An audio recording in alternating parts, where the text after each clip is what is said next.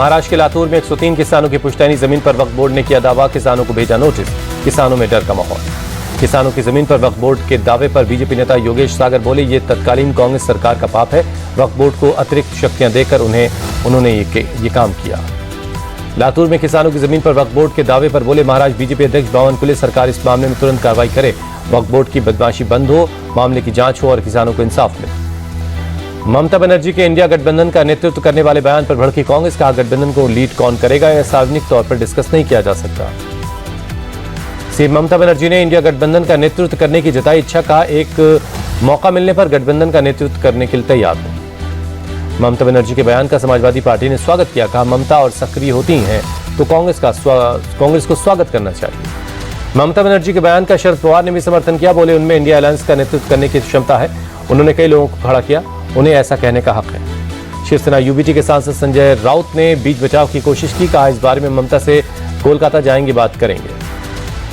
ममता बनर्जी के बयान पर बोले आरजेडी नेता मृत्युंजय तिवारी, इंडिया गठबंधन में कोई विवाद नहीं, वो गठबंधन की एक मजबूत कड़ी है। जेडीयू नेता केसी त्यागी ने कहा इंडिया गठबंधन तार-तार हो चुका है, कांग्रेस नेतृत्व क्षेत्रीय दलों के ऊपर सवार होकर राजनीति करना चाहता है। बीजेपी सांसद दिनेश शर्मा ने कहा इंडिया गठबंधन न कभी एक था न कभी एक होगा, उनमें शामिल दलों के रास्ते, विचार, मकसद अलग है। पार्टी के नेतृत्व संगम ट्रेनिंग कैंप में शामिल होने के लिए जयपुर पहुंचे राहुल गांधी।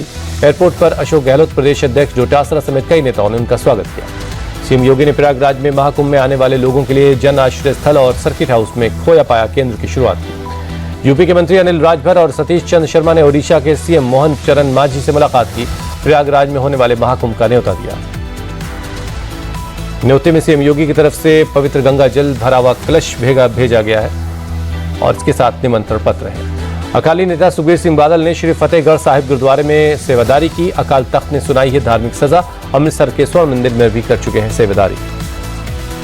भोपाल में सीएम मोहन यादव ने पल्स पोलियो अभियान की शुरुआत की, 16 दिसंबर तक 16 जिलों में चलेगा यह अभियान। अपनी मांगों को लेकर किसानों का आंदोलन जारी है। किसान नेता सरवन सिंह पढ़ेर बोले विरोध प्रदर्शन को 300 दिन पूरे हुए, केंद्र सरकार अभी भी अड़ी हुई है, किसानों की मांगे सरकार पूरी करे। जोधपुर में सीमा सुरक्षा बल की 60वीं स्थापना दिवस परेड कार्यक्रम में गृह मंत्री अमित शाह शामिल हुए। कठुआ के हीरानगर कस्बे में 3 से 4 लोगों की संदिग्ध गतिविधि देखी गई, सुरक्षा बलों ने इलाके की घेरेबंदी कर तलाशी शुरू कर दी है। संभल पुलिस ने एक असीम जैदी नाम के पत्रकार को अरेस्ट किया है, हिंसा में मारे गए 4 लड़कों के लिए अवैध तरीके से लोगों से चंदा मांग रहा था। जम्मू कश्मीर के उधमपुर में 2 पुलिस वालों के शव मिले, शुरुआती जांच में आत्महत्या का शक है, साथ ही पुलिस वालों पर फायरिंग के बाद सुसाइड की आशंका। ट्रेनिंग सेंटर जा रहे थे पुलिसकर्मी, घटना में AK-47 राइफल का इस्तेमाल हुआ, पुलिस ने शवों को पोस्टमार्टम के लिए भेज दिया है।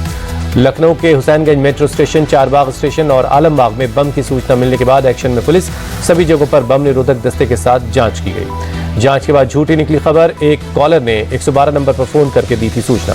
कच्छ के दौरे पर गुजरात के सीएम भूपेंद्र पटेल अंजार में एक स्कूल में महिला कारीगरों और छात्रों से मुलाकात की। जयपुर में शहीदों के सम्मान में ऑनर रन, राजस्थान के मंत्री राज्यवर्धन सिंह राठौर ने मैराथन को हरी झंडी दिखाई।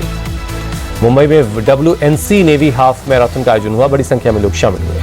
रुद्रप्रयाग पहुंचे सीएम पुष्कर सिंह धामी, बाबा केदारनाथ के शीतकालीन निवास ओंकारेश्वर मंदिर में पूजा की। दिल्ली में शीतलहर जारी है, 8 डिग्री दर्ज किया गया न्यूनतम तापमान, सुबह सुबह छाया घना कोहरा। यूपी के आगरा में सुबह सुबह आसमान में छाई रही धुंध की मोटी चादर में छिपा हुआ नजर आ रहा था ताजमहल। यूपी के मुरादाबाद में भी कड़ाके की ठंड पड़ रही है, आसमान में छाया घना कोहरा, 11 डिग्री सेल्सियस तक पहुंचा न्यूनतम तापमान। असम के गुवाहाटी में भी पड़ रही है सर्दी, पूरे इलाके में छाया घना कोहरा, विजिबिलिटी काफी कम रही। एडिलेड टेस्ट में भारत की शर्मनाक हार, ऑस्ट्रेलिया ने 10 विकेट से जीता दूसरा टेस्ट मैच। 5 मैचों की सीरीज अब 1-1 से बराबर पर है। दूसरी पारी में टीम इंडिया 175 रनों पर ढेर हो गई, नीतीश रेड्डी ने सबसे ज्यादा 42 रन बनाए, पंत और गिल ने 28-28 रन जोड़े।